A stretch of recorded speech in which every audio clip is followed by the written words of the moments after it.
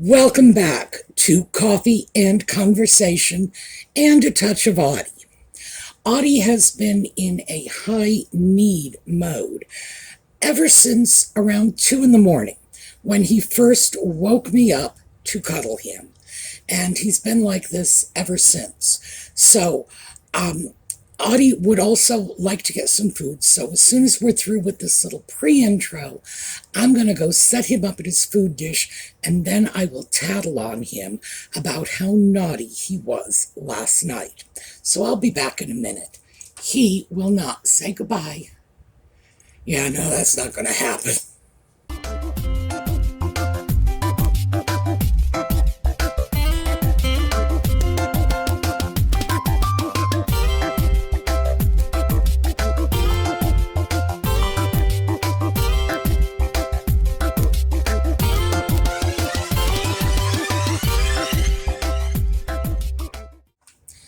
So, around 2 o'clock in the morning, a bad cat wakes me up and says, I want cuddle.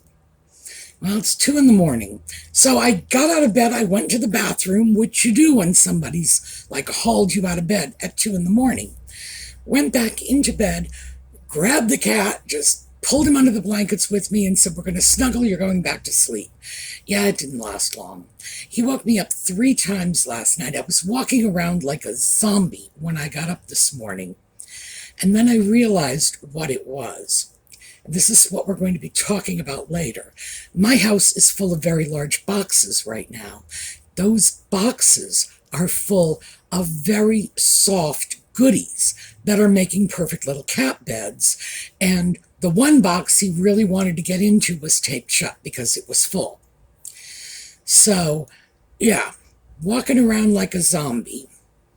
And today is the day the people working for the township decided they wanted to come out and start working on the phone pole in my yard. And I am in full zombie mode. It's like, are there people in my yard? I'm pretty sure there are. I wonder what they're doing there. Oh, good Lord, I'm in my bathrobe. I have to go get dressed and then go out and figure out what they are doing. They were checking the phone poles for underground damage. Now, I've been here for, I think, 14 years. Yeah, we're very close to 14 years. This is the first time they've ever done it. So all I can say is if underground phone pole damage is a thing, my township is very optimistic because they certainly ought to be checking more often than every 14 years. Anyway, Audie couldn't go out while they were digging because he supervises. And he's also been known to steal from them. There's just no other way to put it. If they have small stuff, screws or zip ties, oh Lord, he loves zip ties, and they're stupid enough to leave them in his reach, he's going to take them and run off. And then if they need that, well, we're all in trouble because Lord only knows where he's dumped it off. So, yeah, it was a difficult morning. So now, back to the boxes and the whole point of this video.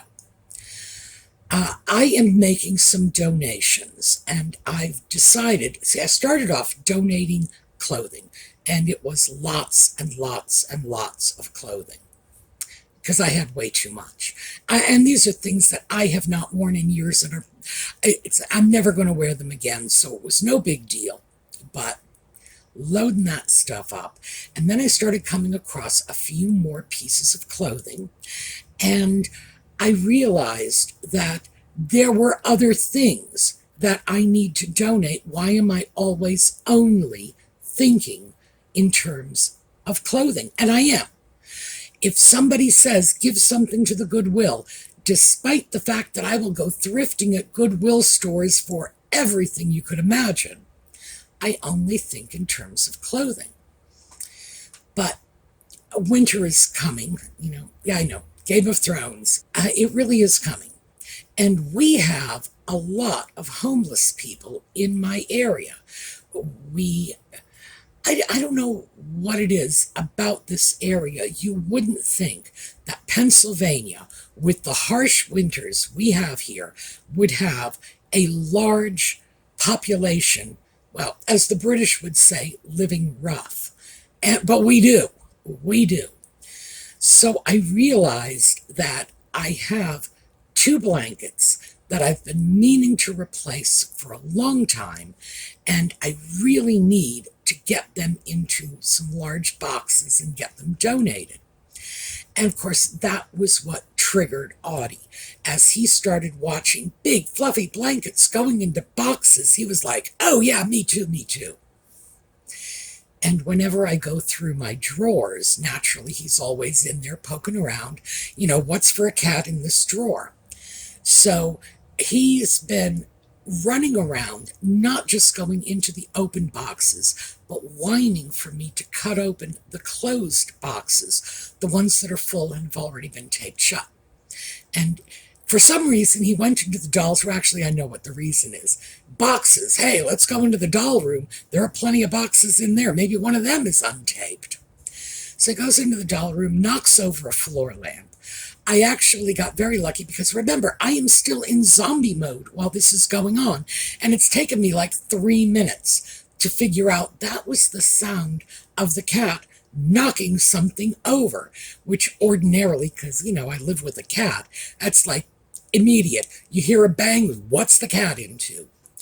So fortunately, it was a lamp with a large fiberglass shade. So lamp goes over, bounces a couple of times on that fiberglass shade, because I wouldn't go so far as to say those things are indestructible, but they sure do bounce. So lamp was fine, the bulb was fine, the shade was fine, Audie was looking guilty, and then a few seconds later he's right back to, hey, open another one of these boxes for me. Yeah, I could sleep in there. So anyway, that is what we are going to talk about, the stuff that we can donate. And for me, it's hard. I don't know why. I have no idea why I don't think automatically of donating anything except clothing. Anything else, and donation is just not coming to my mind. So I wanted to go over some of the things you can donate that make good donations, because they will make money for the people who are receiving the donation, Goodwill or whatever charity you're giving it to, and they'll be useful for the person on the other end. So that's your end buyer. And blankets, yeah, it's the middle of November, sure. Blankets are going to be a very big deal, not just now, but for the upcoming winter season, 3-4 months. And blankets are not just something that's going to be purchased by families with homes and so on, but it's going to be purchased by people who are living rough, people who are out exposed to the elements. And hopefully, because it's a donation, they will be buying it very inexpensively. And if they want to wear it like a shawl and pretend they are an Arabian sheikh, I do not care, as long as they're not freezing to death out in the elements. So, blankets, cookware, kitchenware, pots, pans. We often think of glasses and plates, but flatware, anything resembling a set will sell. And when I say resembling a set, you know how you go out and you replace your flatware because over the years you've lost 2 teaspoons and a salad fork? Yeah. Those will sell in thrift stores. Those are welcome donations. Pots and pans. We tend not to think of that. At least I tend not to think of pots and pans as a good thrift purchase. I go into thrift stores, I see them. Why didn't it occur to me to donate them? Who knows? I have no idea why I have this strange block. Because as I say, I go into thrift stores for everything. Everything. If I need it, I look for a thrift store first. But when I'm on the other end, on the donation end, I'm just completely forgetful about that sort of thing. Books tend not to be good donations to thrift stores. And if you donate to thrift stores or to charities that operate their own thrift stores, my suggestion would be save your books for your local library. Most libraries have sales once or twice a year where they sell off books, including donated books. And so they probably already have whatever book you are donating.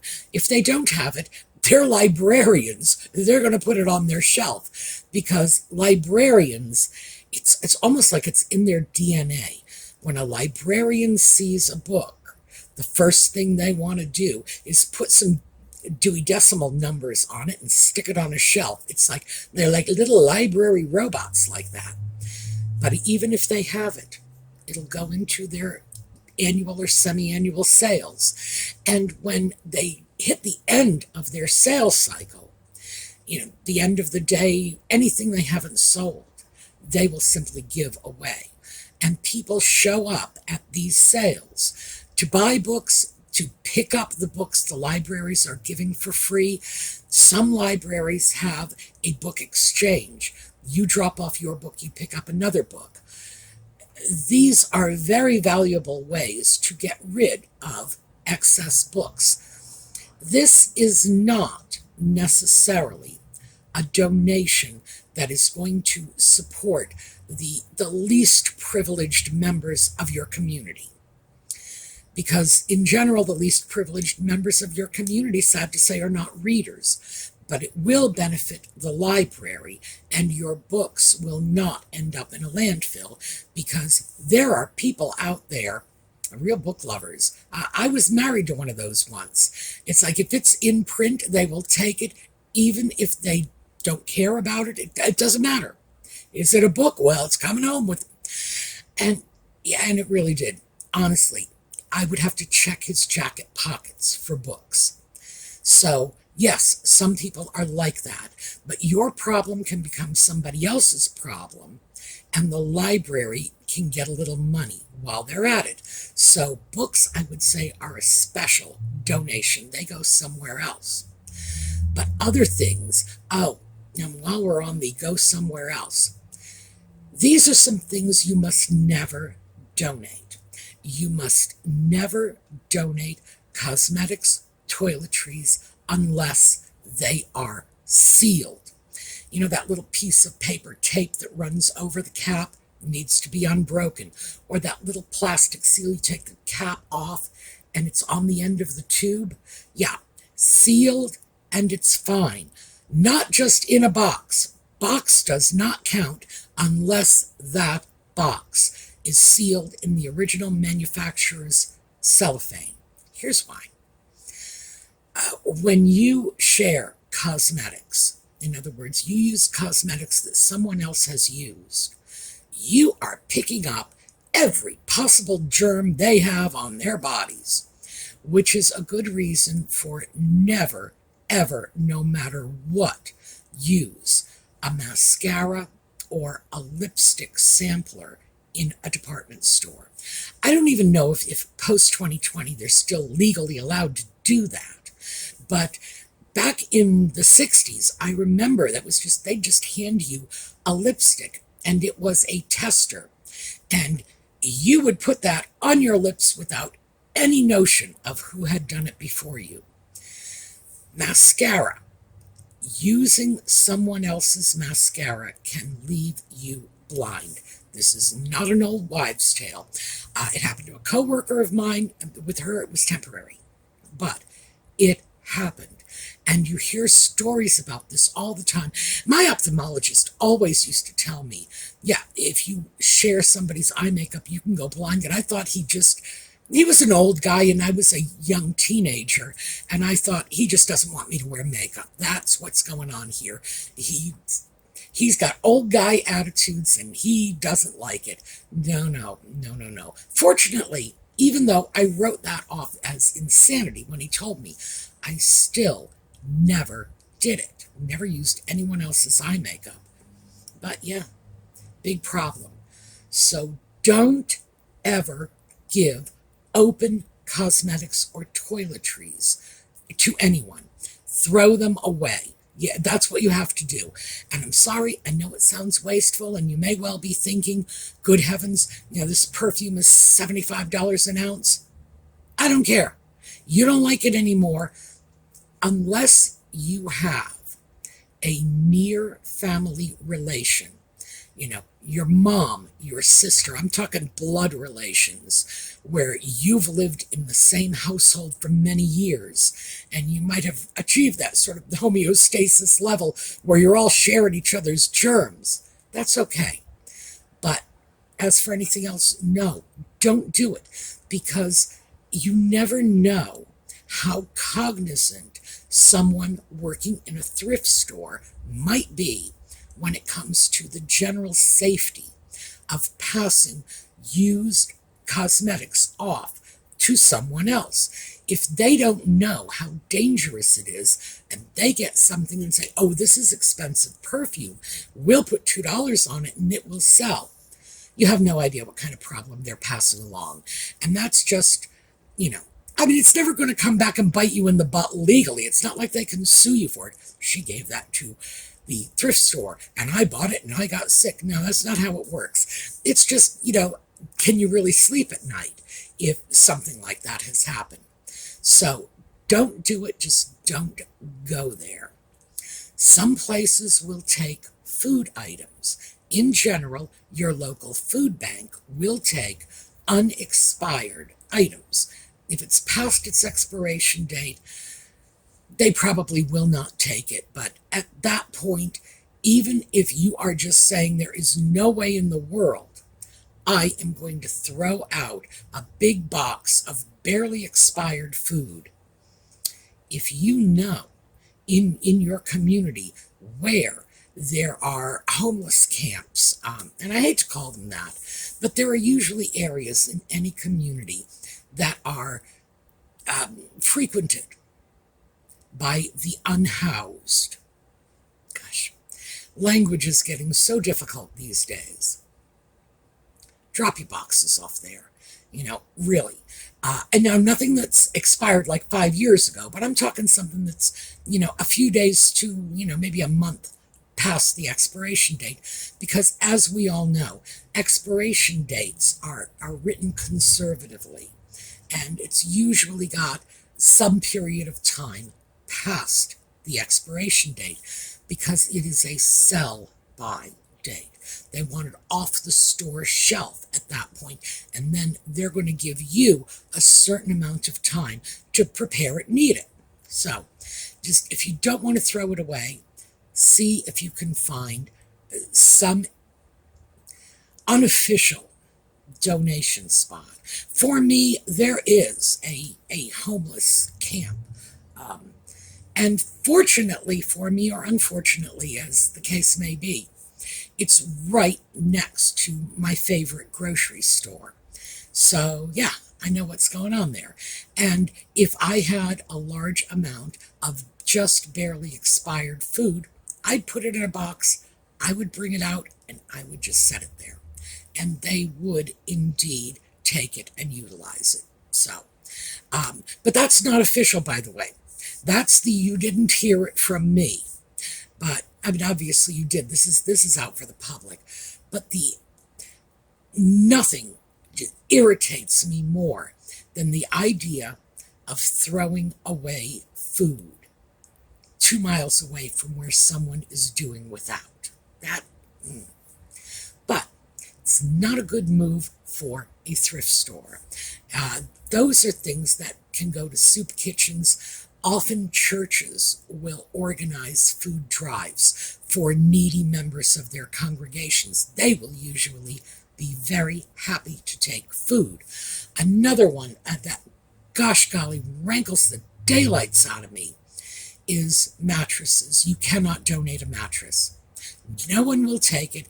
It can't be resold.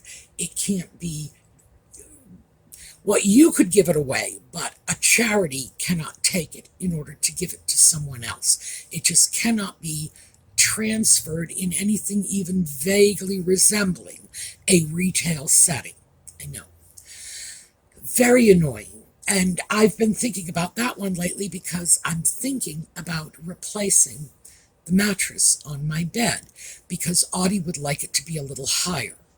And I know this because of the way he likes to position himself on the bed in relation to the window. He would be happier if that bed was about 2 inches higher. So that means another mattress. And this mattress is still under warranty. So the thought of just taking this mattress out and leaving it by the curbside, I don't know.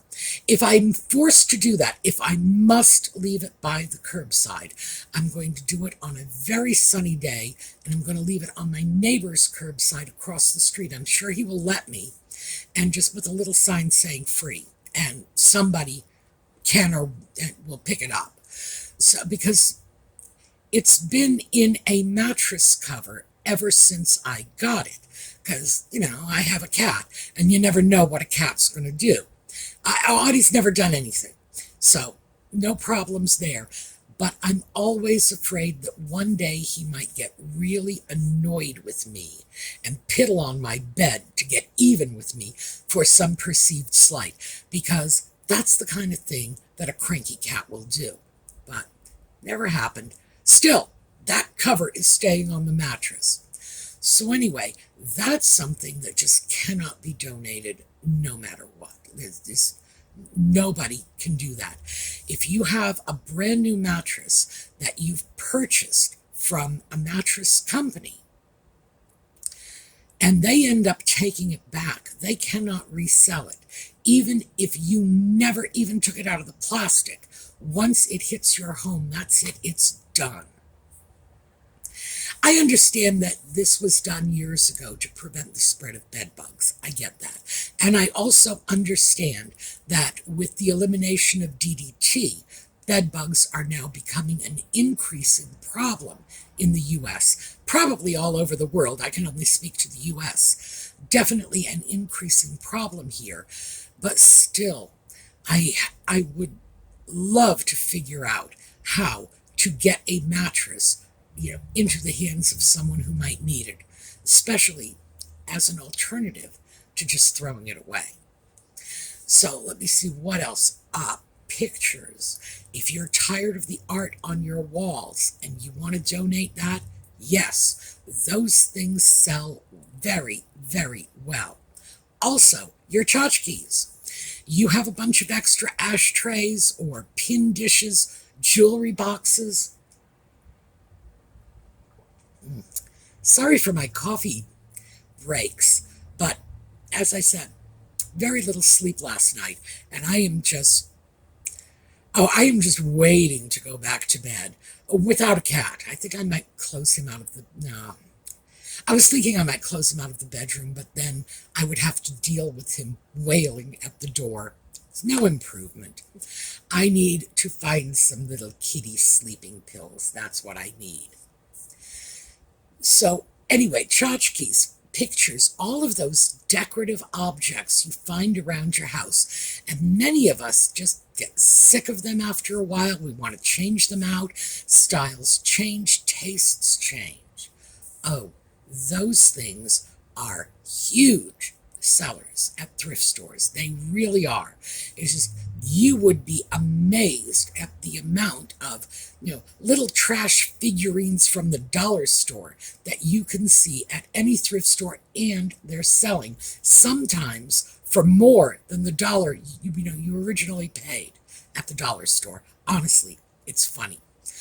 Jewelry. You want to get rid of your jewelry? Thrift stores are great for this because most of them have jewelry sections, and a nice jewelry collection will bring people in. So sure, they will love that. Shoes. Well, I think of shoes and clothing sort of in the same breath, but shoes are a big one. especially children's shoes. And when you stop and think about it, yes, if you have children's shoes you are not using, yeah, that would be doing a kindness to someone. But in general, all kinds of things, tools. You might not think about tools. You might not think about the crock pot you don't want anymore, the microwave you don't want anymore, etc. These things, even something like a big fancy microwave that you might think of as, well, that's not going to sell at a thrift store. Yeah, it probably will. They'll just put a higher than average price on it, and they will actually make some decent money on an item like that. Same thing with old computers. By the way, if you get rid of computers, phones, whatever, make sure you wipe the hard drives, always. You can download programs on the internet, just free programs that will wipe your hard drive. That is imperative to do because you will have things like bank. Yeah, I'm thinking of what I have. I have passwords to my bank account, passwords to all of my online accounts. They are all in my laptop, which is one of the reasons I don't donate laptops, because I keep telling myself eventually I'll get a screwdriver and I'll pull out the hard drive, but then I wonder, is it worth anything to anybody if there's no hard drive in it? Mostly because, I don't know, I should probably just download one of those programs and wipe out some of these hard drives and start donating these computers because, somebody else could use them. But I'm not doing that just yet. So anyway, there is a whole world of items that we don't think about that can be donated.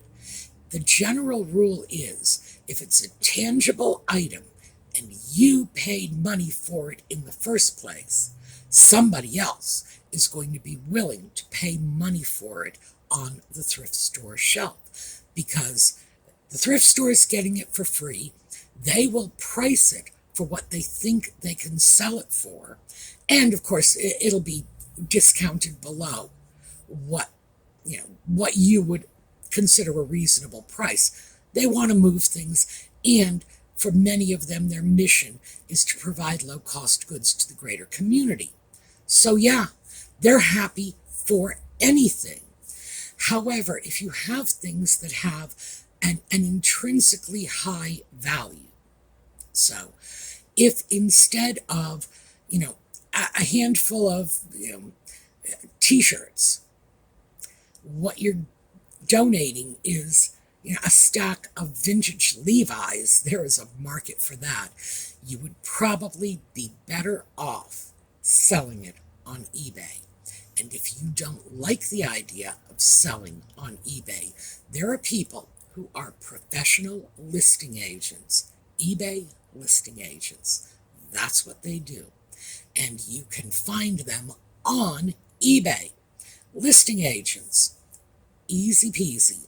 They will do it for you. They will take a percentage of the profits, and I do not know, what percentage of the profits they will take, but they will list things for you, so you don't even have to be bothered. This is worthwhile for big ticket items, not for, a stack of old t-shirts, unless, of course, they're like old Rolling Stones t-shirts from the 60s. Yeah, there'll be a market for that. Oh, speaking of old Rolling Stones, digital media is not hot. So if you have VCR tapes, because nobody has a VCR anymore, or DVDs of movies and whatnot, in general, your CDs/DVDs are only going to be interesting to a thrift store if they're reasonably recent. In most cases, that sort of thing is just, they'll accept it, but they'll just put it in the trash, because that is not a hot seller. interestingly enough. So yes, the Rolling Stones brought that to mind. So anyway, I wanted to just throw that out. What are the things that you can donate? And, the whys and wherefores of this, because I started off with just, a box and throwing a couple of blankets in it, simply because I finally decided it was about time to replace those. And yeah, it's winter, it's cold. So that's where we got started. Audie, of course, would like me to keep all the blankets. As far as he's concerned, I can just pile them up anywhere I please and he'll sleep on them. But no, that's not going to happen. But again, remember, there are things you do not want to donate, and a lot of things you do want to donate that maybe you never thought of. So, we are going to take a look at a slideshow on our way out. I would love it if in the comments you would tell me some of the oddball things you have donated, or some of the oddball things you have seen other people donate when you've been prowling in thrift stores. We could have some fun with that. Okay, we're going to get out of here, and I got to go find Audie. And in the meantime, I will see you tomorrow. So have a terrific day.